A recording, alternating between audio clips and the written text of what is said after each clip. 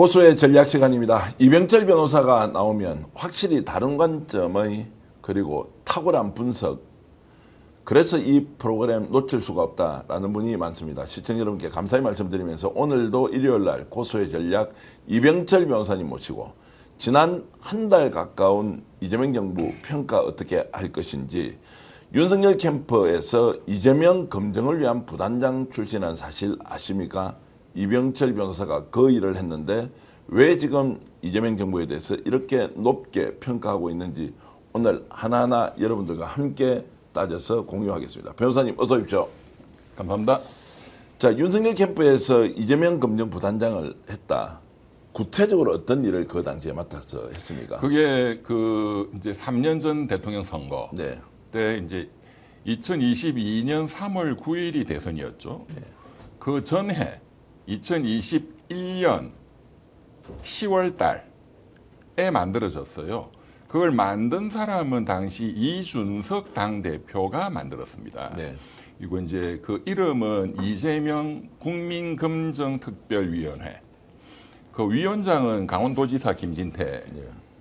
이제 저보고 부위원장 맡아달라고 부탁을 해서 맡게 됐는데, 그러니까 이제 1차적으로는 네거티브, 이제 이재명 후보의 이제 네거티브 요소들을 이제 분석해가지고 그걸 이제 선거 전에 쓴다. 이제 두 번째는 약간 포지티브 비슷하게 이재명 후보의 정책 공약들, 그것의 장단점을 분석해가지고 또 우리 쪽에 필요한 거는 또 필요한 대로, 그것도 일종의 뭐 네거티브 내지는 포지티브. 네. 예. 근데 거기에 제일 중요한 목적이었고, 제가 그래서 그때 이미 대장동 사건이 터졌어요. 네. 예. 그런데 이제 10월 달이니까 당시 국정감사에서 그게 큰 이슈가 되고 등등 이제 하니까 이제 그걸 준비하는 차원에서도 빨리 발족을 했는데, 오히려 그거를 국민의힘이 잘못 따라가지고 이재명 당시 후보가 국감이라든가 이런 데서 나와서 답변한 게 더 어떻게 보면 주목받았고, 국민의힘은 그때 기억하실 겁니다. 그 국민의힘 경찰청장 출신 분이 이재명 후보 당신이 조폭 돈 20억을 받았다 해서 사진도 띄우고, 근데 그게 바로 한 두세 시간 만에 그게 가짜다, 이재명과 전혀 상관없는 그 조폭이 다른 데서 번 돈을 찍은 것이다 하는 게 밝혀져서 완전히 망신 개망신 당하고, 그러니까 도저히 이 사람들 국민의힘은 못 믿겠다 해서 당시 이준석 당대표가 이제 이 조직을 정식으로 빨리 발족을 한 거죠. 네. 그때 제가 대장동뿐만 아니라 그 백현동 옹벽 아파트, 거기에 관련된 뭐 시행사 대표나 불법 돈을 먹은 사람들은 지금 재판받고 있습니다. 그런데 그것도 그렇고 또 변호사비 대납 사건 등등 제가 전부 다 이제 조사를 했거든요. 놀라운 거는 이재명 후보와 관련되는 돈이 뭐 1원이라도 나와야 되잖아요. 그게 단돈 1원도 안 나왔어요. 지금까지도 없잖아요. 검찰이 그렇게 150명이 투입돼서 했는데 그때 이미 저는 없다는 걸 알고 있었거든요. 네. 예. 제가 조사한 거나 그 이후에 3년간 검찰이 150명이 한 게 차이가 없어요. 자, 그 당시에 그러면 조사를 해보니까 이게 말 그대로 뭐 조작이 되지 않는 이상은 팩트가 확인된 게 아무것도 없었습니다. 그렇죠. 그럼에도 불구하고 3년 동안 계속 이 문제가 마치 거대한 구조적인 비리가 있었던 것처럼 이렇게 몰고 갔지 않습니까? 그렇죠. 그럼 그런 것들을 확인했던 우리 이병철 변호사님은 그게 아니다라는 확신을 가지고 있었는데, 그럼에도 불구하고 국힘은 이걸 가지고 계속 3년 동안 공격을 했습니다. 정치 공작이죠. 정치 공작이다. 완전히 조작한 거죠. 예. 저는 그걸 너무 잘 알기 때문에. 예. 그래서 이제 그리고 또 이제 제가 맡았던 좀 중요한 그 롤이 김건희에 대한 상대방의 네거티브, 이거를 방어하는 이제 그런 팩트나 논리. 이제 그런데 김건희는 감당이 안 됐어요. 제가 그때 지금 처음 밝히는 건데, 예. 국민검증특위 위원들이 지금도 국민의힘에서 활약하고 있는 검사 출신들, 유상범 의원, 예. 또 뭐 김진태도 검사 출신이었고, 또 박수영 의원 있잖아요. 예, 그 부산에. 부산에. 예. 그분은 이제 경기도 부지사 출신이고, 예. 다 서울법대들이죠. 예. 이제 그분들 전부 다 들어와 있는 그 한 20여 명이 그때 현역 의원이 한 14명 있었어요. 그 단톡방이 있었거든요. 거기서 서로 이제 많은 정보도 공유하고 그 김건희 씨를 방어할래도 안 되고 네. 또 이제 김건희 그 측근들에서 주는 게 전부 다 틀렸어. 네. 제가 재밌는 거 하나 가르쳐 드릴게요. 김건희 학력 위조라든가 학력 왜곡 과장이 엄청 많았잖아요. 서울대 경영대 대학원 석사다 이거야. 네. 그 제가 서울대 경영대를 나왔는데 그걸 모르겠어요. 내용을 보니까 서울대학교 이제 경영학과 대학원에 정식 그 대학원 과정이 있고, 그거는 서울대생이나 이제 공부 열심히 하는 다른 학교 학생들이 네. 이제 오죠. 그런데 주로 야간 대학원 개념이죠. 평생 대학원 개념으로 네. 직장인들이 또 서울대학교에 와서 주말에 네. 이제 공부하고 해서 그거는 전문 석사 과정이라고 평생교육법 이런 거에 따라서 전국의 대학들이 합니다. 예. 그 주말에 이제 한 토요일 일요일 날 하니까 졸업하는 게 2년이 아니고 뭐 4년 이렇게 되죠. 그거를 서울대 대학원 석사다 경영대 이런 식으로 이제 뻥을 치는 거죠. 예. 그래서 제가 그것도 정확하게 설명을 했어요, 언론 앞에. 그랬더니 저한테 굉장히 막 이렇게 욕을 하더라고. 네. 왜 그렇게 말하느냐. 방어를 해야 하는데 오히려 이게 근데 저는 있는 대로 말했어요. 예. 그래, 서울대학교에 있는 법에 따라서 있는 경영대학원 전문 석사다. 그 맞다. 그거는. 근데 이거는 일반적으로 국민들이 이해하는 그런 서울대학교 석사 과정이 아니고 네. 직장인들을 상대로 하는 주말 과정이고 그런 거다. 그게 팩트잖아. 네. 그렇게 설명하면 되지. 뭘 자꾸 실드를 치냐. 있는 대로 하는 게 최고다. 두 번째, 그때 엄청나게 또 이슈가 됐던 게 뉴욕에 있는 그 NYU, 네. 뉴욕 주립대, 여기 굉장히 유명한 데거든요. 네. 뉴욕 주립대는 대학원 과정에서 문화예술 이런 데 세계적으로 넘버원입니다. 네. 근데 또 김건희 씨가 그 NYU에 김건희가 이제 코바나 컨텐츠나 뭐 문화예술 이런 그 작업을 했잖아요. 그러니까 여기 NYU에 그 문화예술 전문 석사 프로그램을 마쳤다는 식으로 또 이렇게 알린 거예요. 그러니까 민주당에서 그거 가짜잖아. 뭐 네가 언제 뭐 NYU를 다녔냐. 그래서 저도 이제 내용을 이렇게 보니까 웃기는 게 그 서울대학교 그 과정에서 이제 그 기수별로 돈을 좀 모으고 해가지고 5일간 미국 연수를 놀러 갔다 오는 거예요, 쉽게 예, 말해서. 예, 그러면 이제 NYU에 좀 유명한 교수님한테 한 2시간씩 강의도 듣고 예. 이제 5일간 하는 거예요. 절반은 뉴욕 그 시내 관광이고 다 그렇잖아요. 뭐 최고 경영자 과정 이런 거 비슷하게 그거를 가지고 그렇게 또 뻥을 치니까 제가 있는 대로 또 이제 언론에 발표를 했어요. 네. 이거는 정식 연수 과정은 맞다. 그런데 석사 과정은 아니 듣고 이런 내용이다. 하니까 또 저보고 또 막 욕을 하더라고. 자, 그래서 그러면 그 검증단 뭐 특별위원회에서 근무를 하시다가 결국에는 마치지 않고 나와버렸습니다. 아니요, 끝까지 다 했죠. 했습니까? 예, 3월 9일까지. 3월 9일까지 했고. 예. 근데 제가 단톡방에 이런 걸 하나 올렸어요. 그때 서울의 소리 이명수 기자가 녹음한 그게 또 엄청난 이슈가 됐잖아요. 8시간. 예. 예, 예. 그게 이제 언론에 공개가 되고 예. 뭐 했을 때 제가 그거를 유심히 다 듣고 단톡방에 밤 한 10시, 11시에 싼마이라고 올렸어요. 예. 싼마이 무슨 뜻인지 아시죠? 우리 시청자. 싸구려다, 뭐 싸구려다. 그랬더니 저보고 막 때려 죽인다고 난리야. 예. 근데 그 국회의원들은 찍소리도 못하고 그 이제 외부에서 온 그 또 막 무조건 그 찬양하는 사람들 네. 있잖아요. 그 사람들이 부위원장 해촉시켜라 난리치는데 해촉을 못 시켰죠. 그런 것까지 이제 직접 보시면서 실제로 윤석열과 이재명의 차이가 그때도 많이 났다. 그때 저는 이미 많은 걸 알았어요. 예. 예. 이렇게 될 거다는 걸 예상을 했고, 그리고 3월 9일 날 이제 어쨌든 당선이 됐잖아요. 네. 5월 10일 날 취임하기까지 2달간 인수위 기간이 있잖아요. 인수위 때 제가 이제 인수위원들 그 위촉하고 그리고 이제 하는 거를 보고 이 정권은 오래 못 간다. 는 걸 제가 이제 거의 100% 확신하고 그때 보수 쪽 상당히 지금은 극우적인데 네. 펜 앤 마이크 예, 펜 앤 여기 마이크. 나오시는 정규재 예. 선생께서 예, 예. 그때 대표셨죠. 예. 거기서 좀 출연해 달라 해서 제가 그 한 2달간 한 15번 정도 네. 나가서 그 강의 비슷하게 했거든요. 예, 그때 제가 그랬어요. 지금 인수위하는 거 보니까 이 정권은 굉장히 위험하다. 이거를 바꾸지 않으면은 유지하기는 불가능하다고 제가 얘기했어요. 자, 인수위원장이 그 당시 안철수 의원이었고, 그리고 이제 인수위의 전체 실장은 원희룡 원희룡 전 장관, 이제 예, 국토부장관이 맞습니다. 맡았죠. 맞습니다. 근데 어떤 면에서 그 인수위 구성하는 거 이거 끝났다라고 판단하셨습니까? 우선은 지금 그 위원장이었던 이제 안철수 인수위원장은 이제 정치적으로 굉장히 많이 도와줬잖아요. 예. 대선 막바지에 예. 단일화. 그 사실은 위원장만 시키고 그냥 사실은 무력화시킨 거거든요. 왕따 시켜버렸죠. 확실하게 왕따시켰죠, 예, 그 당시. 처음부터 왕따 시켰어요. 예, 예. 너 이거나 해. 예, 예. 예. 그다음에 이제 원희룡 이제 이가 다 주도했는데 그때 이제 뭐 그 내각도 이제 또 구성하고 했잖아요. 모든 사람이 전부 서울법대 내지는 이렇게 법조인, 네. 그러니까 관념론자들이에요. 과학을 공부한 사람이 없어요. 제가 그걸 보고 끝났다. 네. 국가경영 5년은 과학을 공부한 사람이 해야지.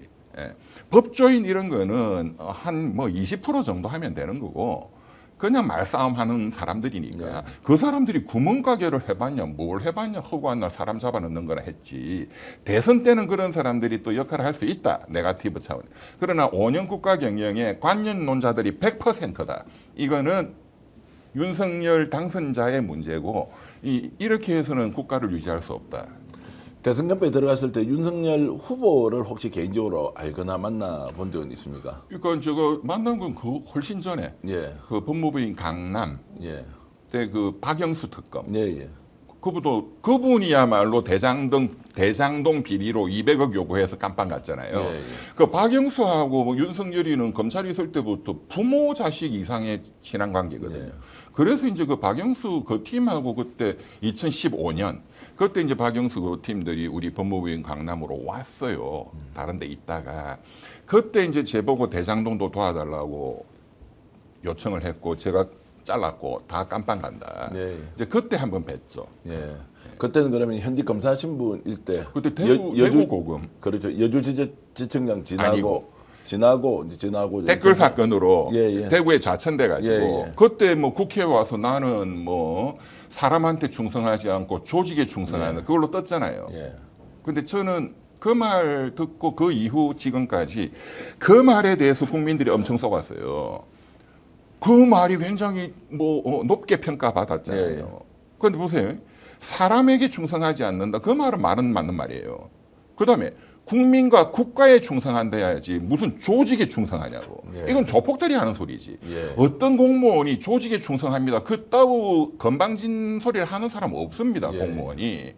그런데 저 사람 그래서 제가 이제 또 뭐 박영수하고 스타일이 비슷하거든요. 예. 이제 박영수 그분도 보면은 이제 특수부 정치검사 잘 나가던 분들이 전부 다 그렇습니다. 자기 그 국가 조직을 국가기관을 조직이라고 표현해요. 검찰청은. 네, 예, 예. 그래서 조폭하고 똑같은 거예요. 네. 그렇게 표현을 해도 잘 못 알아들었죠. 국민들이 쏘갔지. 이 사람들 표현이 이랍니다. 대한민국 검사라고 그래요. 우리 검사들 이렇게 안 하고 네, 예. 대한민국 검사다. 대한민국의 어떤 공직자가 대한민국을 붙입니까? 대한민국 판사다. 나는 대한민국 국어 공무원이다. 이런 말 하는 사람은 없어요. 뭐 대통령이나 하면 대한민국 대통령이지. 네. 지가 뭔데 검사들이 시건방지게 지가 국적기입니까? 뭐 예. 대한항공처럼?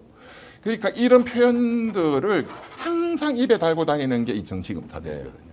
그래서 제가 쭉 보고 이제 당선되고 인수위 2개월을 끝나고 정식 5월 10일 날 제가 취임식 때도 VIP석에 초청받아서 갔어요. 네, 예. 나중에 알고 보니까 그 자리가 맨 앞인데 그 작고하신 그 윤석열 부친 네. 그 다음에 명태균 씨도 거기 앉았더라고. 네. 나중에 알고 보니까 예, 예. 저는 그 옆에. 자, 그렇게 했는데 결국 이제 윤석열과 결별을 하게 된 거는 그러면은 취임식까지는 갔고 그 뒤에는 어떤 과정이 있어서 그러니까 그 결별하게 된 뒤에 이제 제가 장제원 뭐 돌아가셨지만 네. 의원하고 굉장히 가까웠어요. 예. 왜냐하면 2007년 그 이명박 대통령 당선 때 그 전에 선거운동 때부터 알게 됐거든요.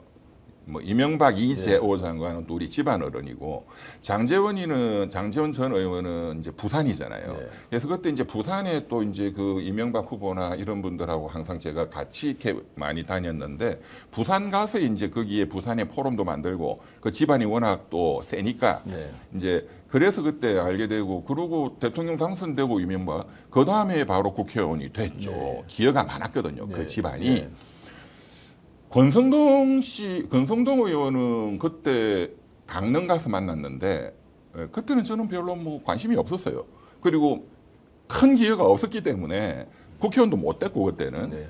그 장재원 의원이 이제 그 윤석열이 취임식 끝나고도 자주 통화도 하고 변호사님 좀 많이 도와달라. 그래서 제가 쓴소리를 많이 했습니다. 네. 지금 그 따오라 하면은 무너진다. 네. 뭐 내가 도와주고 뭐고. 나는 깜빵 가기 싫다. 네. 당신들끼리 깜빵을 가든가. 그러니까 장 의원이 잘 도우세요. 당신이 최측근이니까 윤석열이에요. 예, 예. 그런데 7월 달부터 이제 윤석열 이제 대통령이 권성동 원내대표한테 날렸잖아요. 예. 휴대폰으로. 예. 체리 따봉, 예. 이준석을 쫓아내라. 그러고 전쟁이 시작됐죠. 그러니까 또 이준석 당대표가 그 턱이 많던 그 인연으로 네. 저한테 찾아와서 어떤 변호사도 도와줄 사람이 없다. 변호사님이 좀 가처분 재판을 맡아달라. 해서 이제 3개월간 가처분 또 소송하고 또 이겼잖아요, 처음에. 예, 예. 뭐 정당 민주화가 중요하다. 네. 그때부터 이제 더 이제 서로 간에 각을 세우는 관계였지만 그렇지만 저한테 명시적으로든 뭐 뭔가 뭐 협박을 한다든가 그런 건 없었어요. 오히려 3년 동안 이제 이렇게 비판적 시각을 유지했지만 따로 뭐 공격을 한다거나 이런 거는 일단 없었다. 그런데 이제 작년 3월 달에 대란, 예. 의대 정원 2,000명 때리고 제가 바로 소송 내고 예, 예. 뭐 지금 김건희가 뭐 오늘 퇴원한다 하지만 서울 아산병원 빅파이브 뭐 전국의 의대 교수님들 뭐 의대생들 전부 제한테 의뢰해가지고 이제 지금도 소송하고 있는데 그때 결정적으로 이제 적이 됐죠. 예.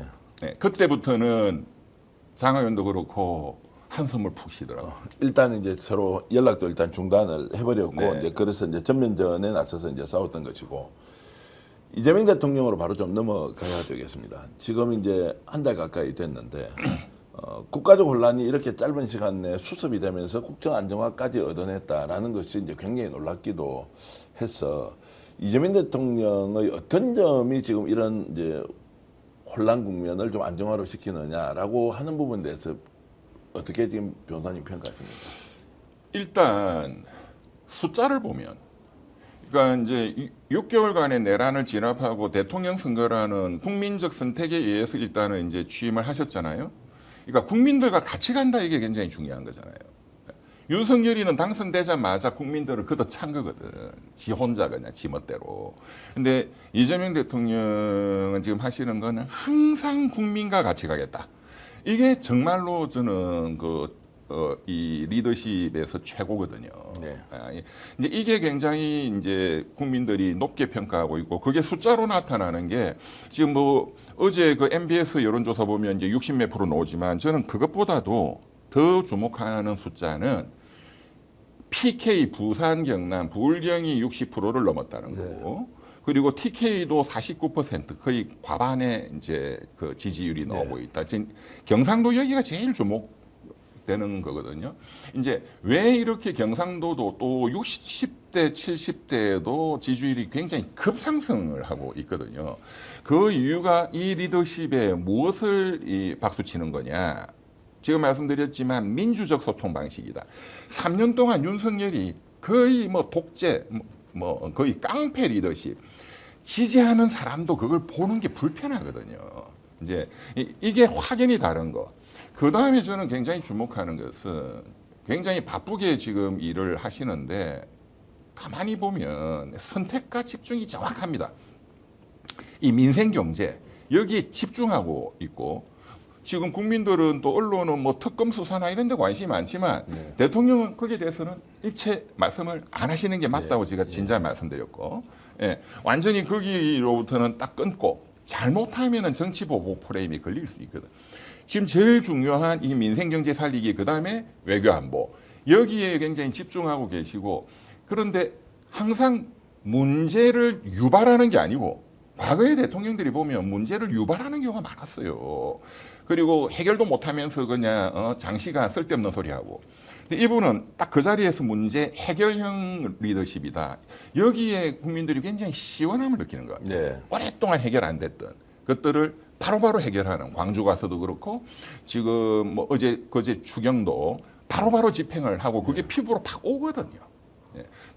이제 그게 현재까지 굉장히 중요하고, 리더십 중에 그 제가 굉장히 좋아했고 존경했던 국민의힘 쪽 그 정치인이 정두원 의원이거든요. 네, 예. 그분이 살아 계셨어야 참 이런 국민의힘이 이렇게 이런 그 꼴통이 안 되는데, 네. 정두원 의원이 이제 그 제 서울대 상대 선배기도 하고 네. 행정고시도 대선배죠. 국무총리실 한 네. 20년 근무. 그분이 썼던 책 중에 훌륭한 국무총리, 최고의 국무총리, 최악의 국무총리라는 책이 있어요. 네. 거기에 리더십에 가장 뛰어난 네 가지 유형의 리더십 중에 가장 뛰어난 리더십은 굉장히 똑똑한데 대통령이 네. 게을러 보인다. 그 말은 선택과 집중을 한다는 거죠. 예, 예. 똑똑한데 그냥 오만 그걸 손대면은 성과가 안 나요. 그러니까 위임을 안 하니까. 그런데 이재명 대통령은 그 리더십에 가장 바람직하다 하는 굉장히 똑똑한데 선택과 집중을 하는 그게 정말로 돋보이는 것 같아요. 제일 최악이 이제 세 번째가 무식한데 노는 사람. 네. 네 번째 최악은 무식한데 오온데 다 그냥 설치는. 무식한데 부지런한 사람. 네, 그렇죠. 부지런. 이런 게 이제 제가 부지런이라는 표현을 하기 싫어가지고. 예, 예. 네. 자, 이제 그런 걸 보면은 결국 이제 대통령 한 사람이 이렇게 바꿀 수 있다는 것은 저는 이제 한편으로는 대단하다는, 다른 한편으로는 그럼 지금까지 대한민국 도대체 뭘 한 거냐. 이 복잡한 문제가 있었는데 매듭을 풀 수 있었음에도 불구하고 왜 이재명은 풀고 지금까지 우리 사회는 이 문제를 풀지 못했느냐라는 질문을 던지면, 그럼 그만큼 우리는 무능한 사회에 무능한 정치적 리더와 함께 살았느냐, 이런 생각이 드는데 어떻습니까? 이제 그래서 위대한 지도자가 역사에 몇 명 없잖아요. 예. 네, 누구나 다 열심히 하려고는 했겠죠, 대부분은. 예. 그리고 또 더 중요한 건 우리나라가 과거에 뭐 60년대, 70년대의 리더십으로는 안 통하잖아요. 그때는 박정희의 리더십이 통했어요. 또 성과도 있었고. 그러나 지금은 국민들이 전 세계에서 제일 똑똑하잖아요. 학력 수준도 제일 똑똑하고, 예. 뭐 학력을 떠나서 제일 똑똑한 국민들 5,200만이 또 혁명가예요. 이 사람들은 여차하면 그냥 내쫓아버려, 최고 권력자를. 예. 전 세계 최고의 제왕적 권력을 가진 게 대한민국 대통령인데 5,200만 명이 한 방에 쫓아내 버리잖아요. 그러니까 이런 국민들을 이렇게 리더하는 게 정말로 어렵겠죠. 그러니까 이재명 대통령이 굉장히 탁월한 분이라고 봐야 되겠습니다. 그러면은 개인적인 역량으로 보더라도 아예 특별한 사람, 탁월한 사람, 시기적으로 이런 사람이 만들어졌다기보다는 근본적으로 좀 다른 사람으로 봐야 됩니까? 어떻습니까? 저는 이재명 대통령은 제가 이렇게 유심히 보면 굉장히 개인적으로 어떤 훌륭한 인품이 정말로 노력을 하는 스타일이에요. 예. 타고난 뭐 머리도 있지만 뭐 공부도 잘했고, 근데 끝없이 노력하는 스타일, 이게 저는 굉장히 주목됩니다. 뭐든지 계속 새로운 문제로 공부하고. 김대중 대통령도 좀 그런 스타일이시잖아요. 네. 그 갓난의 역경을 돌파하면서도 끝없이 감옥소에서도 공부하고. 네. 김대중 대통령 감옥소 6년간이 내가 다니지 못했던 대학이었다. 네. 이재명 대통령도 그런 말씀을 하신 거를 제가 봤어요. 그 어느 인터뷰에서. 그분이 명계남 씨던가? 예, 그분이 예. 한번 최근에 나와서 예. 뭐 되게 친하시다고. 그래서 이제 하는 말이 명계남 씨한테, 형님, 제가 가진 게 뭐가 있습니까? 진짜. 네. 최악의 조건에서 어릴 때부터 그 제가 노력하고 열심히 공부하는 거 말고는 제가 할 수 있는 게 없었다. 네. 저는 그 말씀 듣고, 그래서 이제 명계남 그 씨도 그 말을 듣고 굉장히 감동받고 그때부터 적극적으로 지지를 하게 됐다. 그게 정답인 것 같습니다.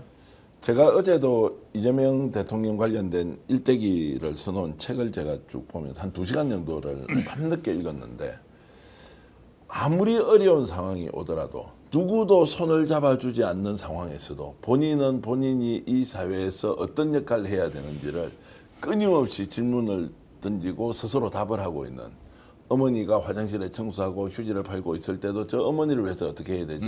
왜 우리 어머니와 비슷한 사람들은 다 어렵게 고통스럽게 살고 있지? 나는 저 사람들을 어떻게 구해줄 수 있지? 무엇을 해야지?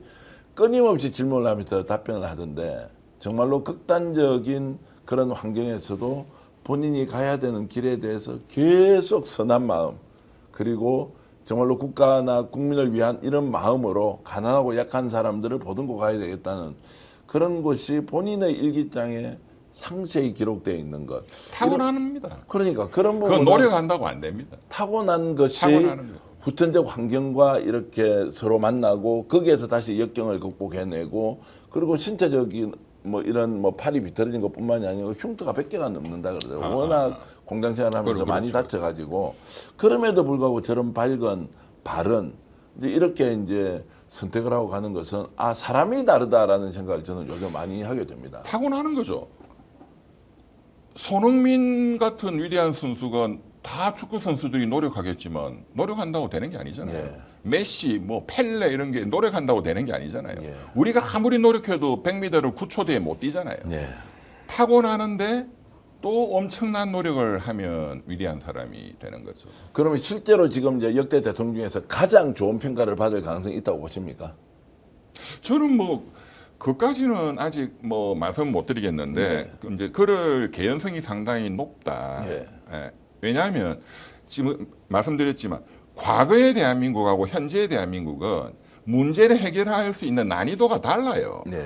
거지에서 잘 살게 만드는 것은 상대적으로는 쉽습니다. 상대적으로. 그것도 어렵지만. 근데 이제 잘 사는 나라가 됐고 국민들이 세계에서 제일 똑똑한 국민이 됐는데 여기서 더 잘하는 거는 진짜로 어렵거든요. 네, 예. 근데 지금 이제 출발이 굉장히 잘하시는 거 보면 굉장히 역사적으로 이름을 남길 그럴 가능성이 굉장히 높은 분이다 이렇게 저는 생각이 됩니다. 조갑재 선생도 이제 호평을 하고 계시고 정규재 주필 같은 분도 이제 정규 대표도 아 이재명 대통령이 정말로 우리가 기대한 것 이상으로 잘하고 있다라는 국민들 평가를 이제 하시던데 정규재 대표는 이런 말씀을 언급했습니다. 우리가 이 국가적 혼란 상황을 이 짧은 기간에 수습했다는 것은 기적인데 이 기적을 너무나 우리는 당연시 하지만 그 기적을 만든 중심에는 이재명 대통령이 있었다라는 걸 잊지 않아야 한다. 네. 정규재 대표 같은 분이 뭐 칭송하고 이런 스타일이 아니지 않습니까? 까칠하시죠, 엄청. 아주 이제 까다로운 네. 저널리스트, 보수 농계 뭐 이런 분이신데 우리가 이게 기적을 지금 이미 경험하고 있는데 기적인 줄 모른다.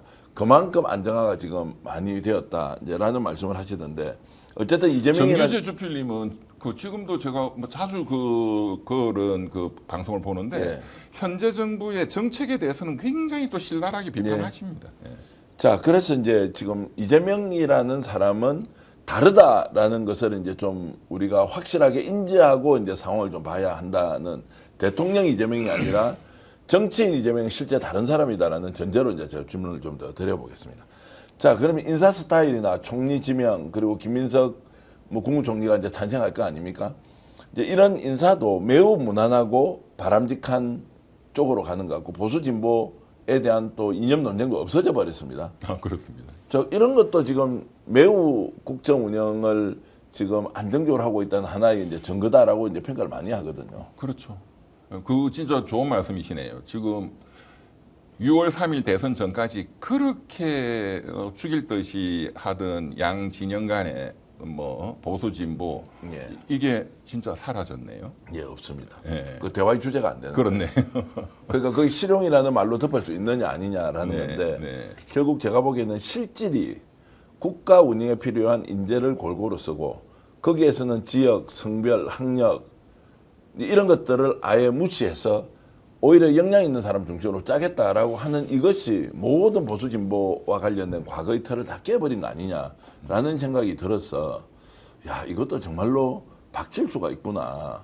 우리는 중도를 지금 예를 들면 중도를 이쪽 저쪽도 아닌 회식이라고 생각했거든요. 실용은 정치적인 일종의 레토릭, 수사로서 국민들을 설득시킬 수 있는 좋은 일종의 슬로건 같은 것이었는데 야, 실용이라는 이름을 어떻게 국가가 이렇게 안정적으로 보수 진보의 논쟁을 없앨 수 있느냐라는 것은 저도 이제 상당히 놀라고 있습니다. 저 자신도 뭐 그런 논쟁을 하지 않고 저 사람이 잘할 건지 못할 건지 보자라는 쪽으로 이제 많이 가고 있어서 역시 이제 지금 이재명이 갖고 있는 그런 생각들이 우리가 미처 알지 못했던 일종의 논리 구조 같은 건 있다라는 생각을 좀 했고요. 왜냐하면 그게 갑자기 지금 대통령 취임하자마자 뭐 어떤 실용 뭐 이런 게 나온 게 아니고 지난 대선 캠페인 과정에서 사실 대선이 시작되자마자 맨 먼저 던진 그 슬로건이 흑묘, 백묘, 중도 보수 전략이었잖아요. 그거는 표를 넣기 위해서 뭔가 쇼를 근데 하는 그걸 것이 계속하고 있다고. 있으니까. 그러니까 그렇게 네. 오해했던 사람도 네, 네. 야 이거 흑모백모도 지금은 이제 검은 고양이 흰 고양이라고 하는 것도 지금은 오히려 대통령이 하고 있는 이런 실용주의 정책에는 뭐 적합한 용어도 아니다. 한국식의 새로운 국가 운영 모델을 만들고 있는 거 아닌가라는 이제 생각이 들 정도였고요. 국민과 함께 소통하는 방식도 완전히 바꿔서 어제는 뭐 사진 같은 거 보니까 대통령이 중심이 아니에요. 참가하는 사람들이 다 중심이 되는 네, 대로 네, 또 이런 그렇죠. 거를 네, 네. 보여주는 거. 기자실에서 답변하는 대변인 또는 대통령실의 수석이나 비서관들의 얼굴이 아니고 질문하는 기자들 다 비춰라. 맞습니다. 이런 것들도 완전히 소통하는 방식이 바뀌어버렸습니다. 그러니까 리더십이 제가 말씀드렸지만 이게 나라의 주인이 국민이고 국민이 일해라고 머슴으로 쓰는 게 그 중에 머슴 중에 제일 일을 열심히 해야 되는 게 대통령이다 하는 인식을 정말로 이렇게 뼈속 깊이 이렇게 각인하고 있는 분이니까 그렇게 되는 거죠. 대통령 되면 전부 어깨 힘들어가고 대도하는 국회의원 해도 어깨 힘들어가고 지가 무슨 대단한 뭐 벼슬이라도 하는 걸로 착각하는 게 사람이거든요. 네. 그건 뭐 미국도 마찬가지일 거예요. 저도 이명박 대통령 때부터 뭐 장관 한 사람은 수도 없이 많이 겪었지만 장관 달면 사람이 바뀌어요. 그런데 그 장관 좀 하다가 나오잖아요. 그러면 또 납주가 엎드려요. 인간이 다 그렇거든요. 네. 근데 대통령이라는 권자는 그거는 비교가 안 되는 건데 누구나 다 청와대로 들어가면은 그때부터 확 달라져요. 예. 당연히 전화도 안 받고 뭐 굉장히 권위적으로 바뀌고 그리고 본인이 다 안다고 착각해요. 많은 정보를 보고받으니까. 근데 이재명 대통령은 전혀 그렇지 않은 우리 역사에서도 외국에서도 좀 보기 힘든 리더십이죠. 그런 건.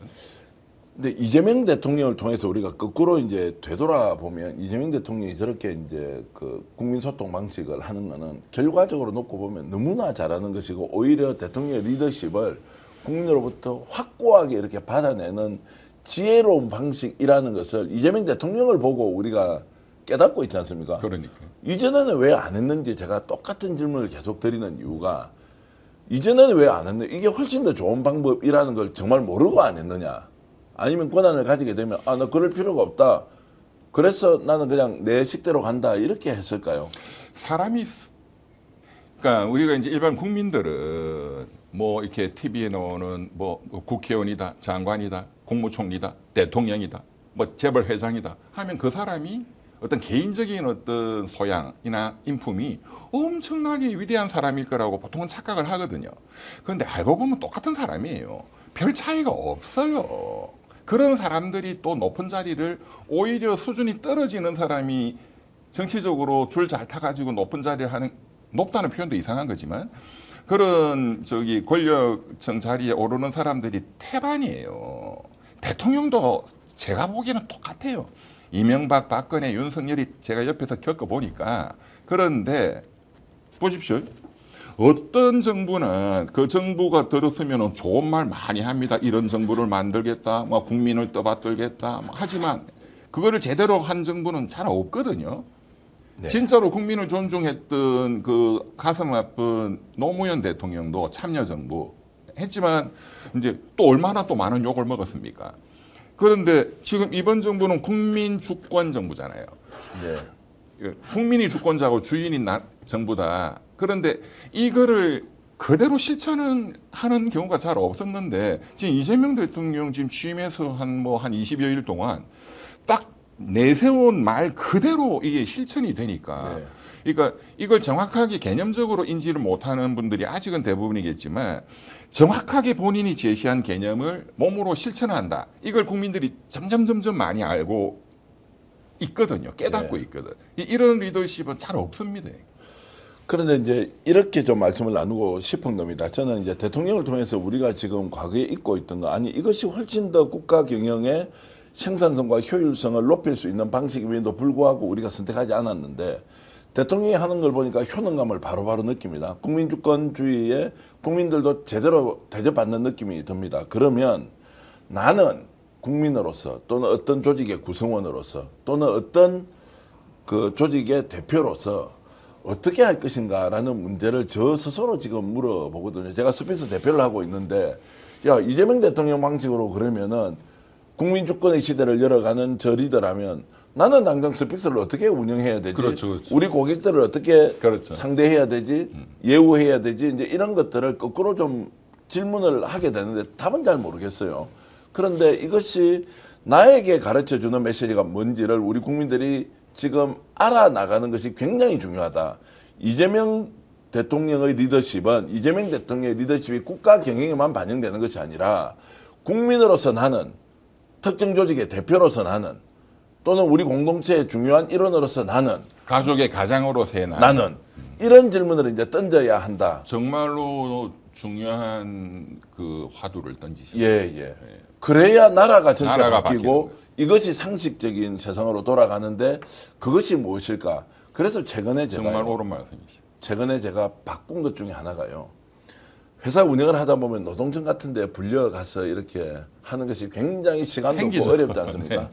또 제가 고소고발 많이 당해 있으니까 그 조사받으러 가는 것도 조금이라도 시간을 내 마음대로 조정하고 또 상대가 이렇게 하니까 괴롭히고 귀찮고 이러니까 이것을 굉장히 부담스럽게 생각을 했는데, 이렇게 마음을 먹었습니다. 이재명 대통령이 취임하고 난 뒤에는 가자. 왜냐하면 문제 제기한 그 사람의 권리도 있는 거 아니냐. 그러면 나는 나의 위치가 대표이기 때문에 또는 평론가이기 때문에 안 가도 된다거나 또 절차를 더 간소해야 된다는 것은 하면 안 되는 거다. 국민주권 시대이기 때문에 그 사람의 권한이 존재하기 때문에 나도 가야 되는 것이고, 나도 어떤 상황이 되면 저 사람을 똑같은 방식으로 뭔가 고소고발을 한다거나 어떻게 조치할 거 아니냐라고 해서 저도 제가 가지고 있는 권위의식을 싹 버려야 되겠다. 이렇게 마음을 먹고 한 2번쯤 조사를 갔거든요. 조사를 갈 때도 몸이 좀 가볍고요. 마치고 나오더라도 내가 할 일을 편해. 했다. 내가 할 일을 했다는 맞아요, 생각이 맞아요. 드는 거고, 네. 귀찮은 일에 내가 징발이 되었다는 느낌은 좀 덜 들더라고요. 맞아요. 이게 이재명 대통령을 통해서 제 생활도 일부가 바뀌고 있구나, 이런 생각을 좀 했기 훌륭하십니다. 때문에 예. 저는 이제 국가를 경영하는 고위공직자에 계신 분이든 아니면 특정 기관의 대표를 하는 분이든 기업인이든 자영업을 하시는 분이든 누구든지 간에 이재명 대통령을 통해서 우리가 배울 거는 뭔지를 정말로 생각하는, 정말 맞는 그래야 이게 뭐라 그래요? 교학 상장이라고 하지 않습니까? 가르치고 배우면서 서로 성장한다. 상장이라는 말이 이제 서로 성장한다는 것인데, 이런 것들을 굉장히 많이 느끼고 있어서 우리 이병철 변호사님의 촌철살인 이런 비평을 통해서도 여러분들에게 혹시 도움되는 이재명 시대에 우리가 좀 더 가져야 할 것은 무엇인지 다시 한 번 더 생각하는 좀 이런 계기가 됐으면 좋겠고요. 국회에 나가서 이제 대통령 시정연설할 때 야당과 협치하는 모습 보면서 굉장히 놀라기도 했고 대단하기도 하고, 그런데 야당도 반응을 보이더라고요. 그러니까요. 그렇게 이렇게 진심이 있으면 아무리 천하의 악당도 사람이기 때문에 마음속으로 감동을 받거든요. 그러니까 이전하고 다르잖아요. 국민의힘의 태도가. 저는 그저께 시정연설 추경연설 마치고 이제 국민의힘 쪽으로 이렇게 해서 악수도 하시고, 언론이 많이 주목받았던 거는 뭐 권성동 의원하고 뭐 이렇게 악수하고 뭐 얘기도 듣고 뭐 어깨 툭 치고 어깨 툭 치고. 그런데 그 옆에 추경호 예. 하고도 악수를 했죠. 예. 추경호 의원의 저는 그 표정이 굉장히 지금도 머릿속에서 안 떠나요. 네. 그 딱딱하게 굳은 표정. 네. 그런데 본인한테 다가와서 반대의 에너미, 적인데 와서 악수를 먼저 건네고, 그러면서 권성동 의원은 그래도 또 뭐 너스레가 좋아가지고 국무총리 해임시켜라 뭐 이런 말이라도 하고 어깨도 치고 이런 장면을 보였는데, 추경호는 완전히 굳어가지고 그 모습을 보면서 좀 국민의힘이라는 극우 파쇼 정당에 네. 조만간 닥쳐올 운명이 보이더라고요. 공적으로 확실히 되는 것 같아요. 국회의원, 그리고 김용태 비대위원장 대한 나이 이런 거 불문하고 어쨌든 훌륭한 국힘의 당 선지죠. 대표인 거예요. 맞습니다. 공적으로 대하는 것이다. 맞습니다. 국회도 공적 공간이다. 국회의원도 국민이 뽑아준 헌법기관이다. 라는 자세로 진심으로 다하니까 어느 순간에 우리는 사적 관계에서 저 사람이 나와 얼마나 친하지 아니지 이제 이런 것에 대한 것들이 싹 가시니까 아 국민의힘도 바뀔 수 있겠다. 아니 정확하게 말씀드리면 바뀌지 않으면 국민의힘은 이제 정당으로서 존재 기반이 아예 없겠는데라는 생각까지 저는 어제 시정연설을 통해서 느꼈습니다. 그러니까 국민의힘이 지금 뭐 실질적으로 TK 자민련으로 거의 고립됐지만 자기들은 TK나 뭐 경상도 유권자들은 계속 자기들을 찍어줄 거다.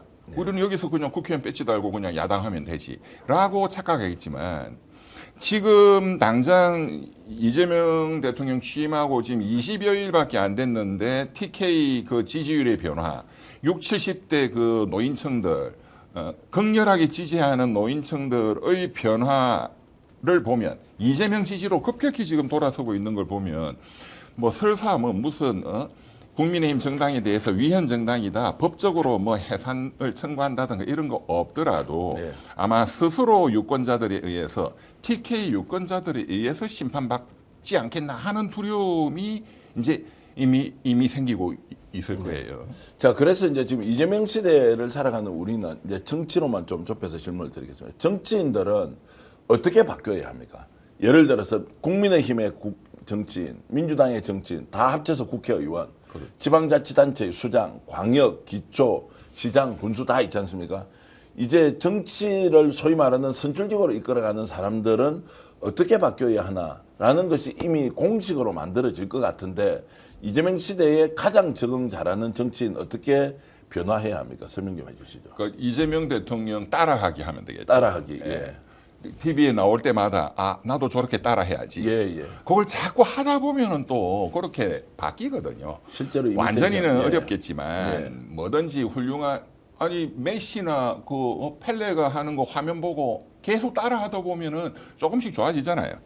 그 말씀 들어보면 지금 현재 선출직으로 공직에 있는 정치인들은 대통령 따라하기를 실제로 진심으로 국민을 우선시하고 거기에 어떤 소통 방식을 취할 것이며 우리 지역사회가 갖고 있는 현안을 또 어떻게 풀어갈 것인지를 말 그대로 따라쟁이만 하더라도 다음에 선출될 가능성이 굉장히 높으니까 그렇죠. 쉽죠. 오히려 이재명을 통해서 한 번 더 뽑힐 수 있는 그렇죠. 기회가 만들어지는 것이라고 그렇죠. 생각하면 공부 그냥 학원에 안 가고 공짜로 배우는 그렇죠. 거네요. 예. 항상 대통령 나올 때마다 예. 특히 이제 방송을 예. 글자로 된 것도 중요하지만 방송으로 그 표정, 태도 뭐 이런 걸 보고 느끼고 따라 해야 되겠죠. 뭐 임명직도 마찬가지죠. 국무총리부터 장관들, 차관들 이런 사람들도 네. 뭐 사실은 국회의원들은 직접 유권자의 선택을 받아야 되니까 상대적으로 장관 이런 사람들보다 훨씬 소통을 잘 하거든요. 네.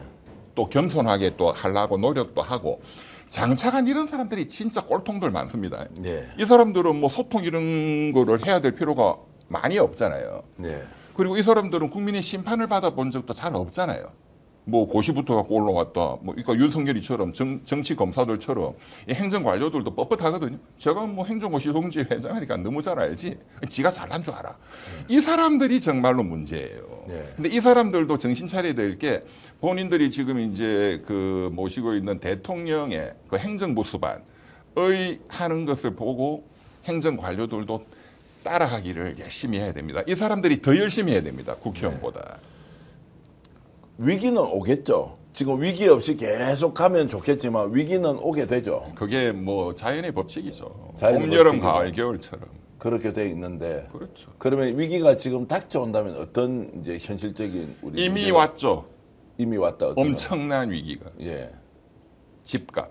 부동산, 그 중에서 지금 이제 아파트. 서울 집값. 서울 수도권으로 번졌습니다 이미. 예. 이거를 못 잡으면은 심각한 상황이 옵니다. 예. 정말로. 예. 자, 그게 이제 위기 중에 하나고 또 이게 가장 다급한. 가장 다급하다. 경제 살리기만큼 중요하다. 네. 그러니까 경제를 살려야 되는데 이제 경제의 여러 요소들이 있잖아요. 이제 단기적으로 서민 경제를 돌리고 한다. 그 소비를 진작시킨다. 기업의 투자를 진작시킨다. 이거는 단기 총수요 관리 정책이에요. 이거 잘하고 계세요, 지금. 예. 그다음에 이게 공급 측면에서 우리의 생산성을 높여야 됩니다. 네. 노동 자본 생산성을. 이게 이제 혁신이거든.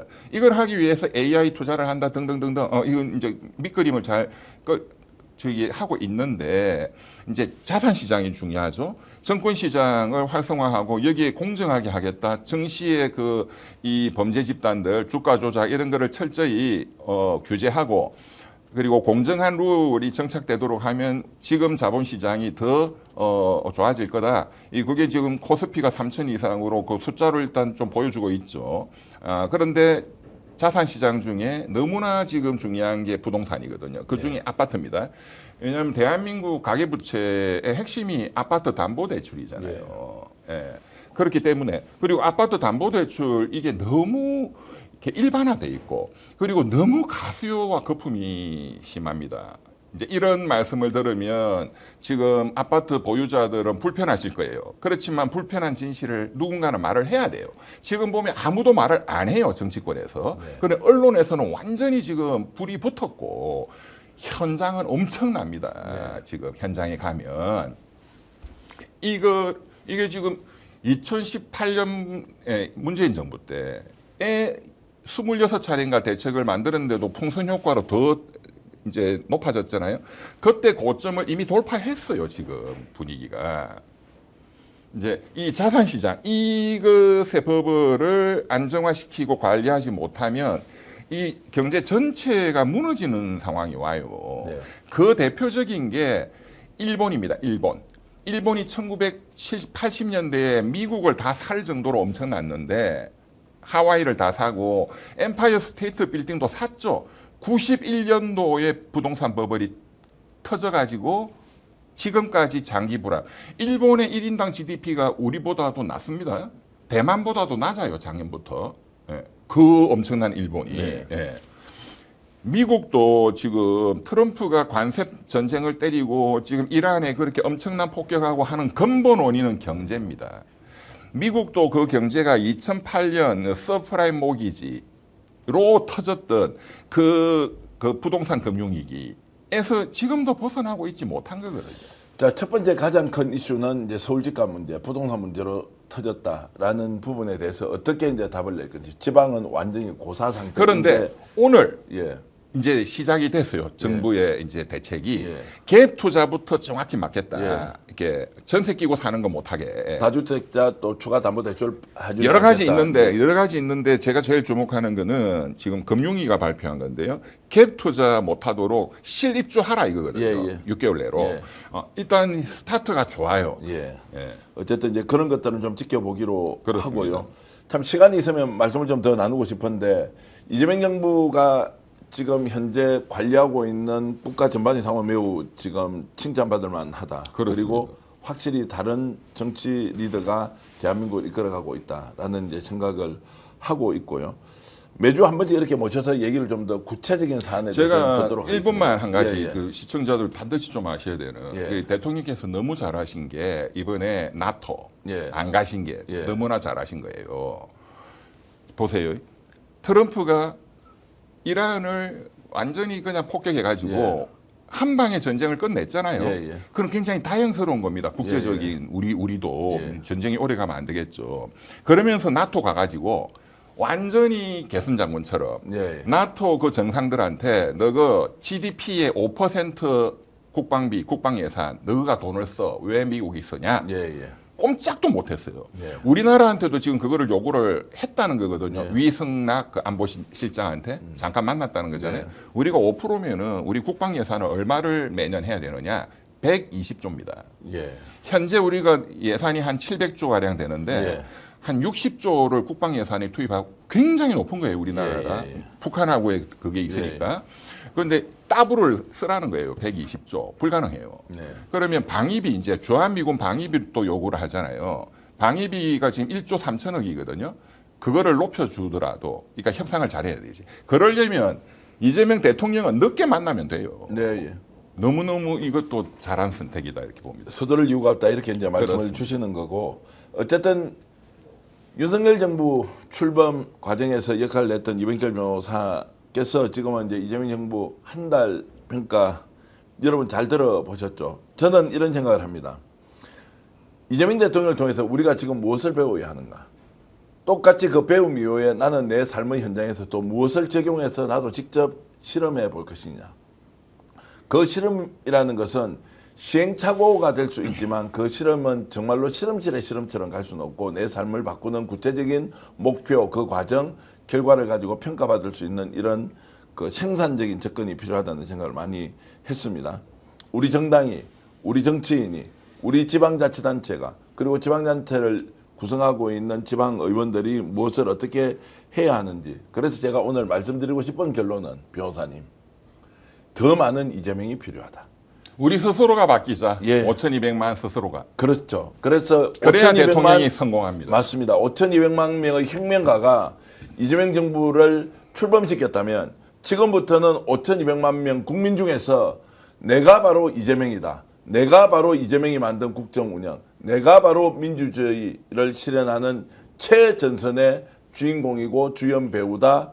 주권 국가를 만들어 가는데 내가 가장 먼저 실천하겠다. 그래서 오늘 이 인터뷰는 여러분들께 더 많은 이재명이 대한민국에 탄생하기를 바라면서 오늘 방송 여기서 모두 마치겠습니다. 안녕히 계십시오. 감사합니다. 오늘 방송 어떠셨습니까? 마음에 들었다면 구독, 좋아요로 스픽스를 응원해 주십시오. 여러분들의 구독, 좋아요는 가장 큰 힘이 됩니다. 스픽스 구독, 좋아요.